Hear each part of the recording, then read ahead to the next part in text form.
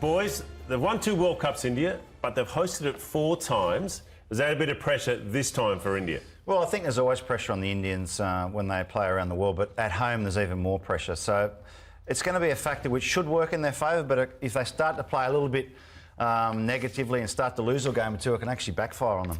I think since 2011, they've gone into every ICC event as favourites, and they haven't had any silverware.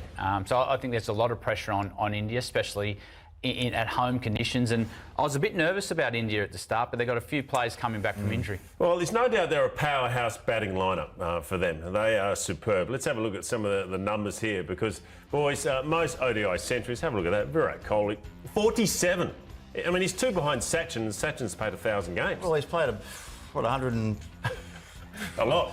But nearly 200 less games, so he's a great player, Virat Kohli, and he's still hungry too, and he's still playing well, he's still fit. So, you know, the level of his batting is where it's been for most of his career. Rohit Sharma, I don't think is quite the player he was, but he's still a very dangerous player. So they've just got out-and-out quality right through that top order. They're also ageing, so this is their last opportunity. We've seen Tendulkar do it, that go out on a home World Cup win. We've seen the emotion around that, and I think you'll see the same from Virat Kohli and Rohit Sharma. They'll build themselves up for this one last event. That was the Asia Cup. Is that a good warm-up for them? I mean, is that great for them to get themselves into it? Rohit Sharma up the top of the order for them, the skipper.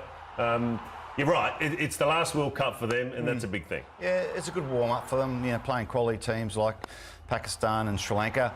The thing with their batting style, India, it's a bit like Pakistan. They sort of don't go really hard at the front, so it's a different style to, say, England and Australia, but, you know, they've got quality all the way through that batting order. They really should be very hard to beat in this tournament.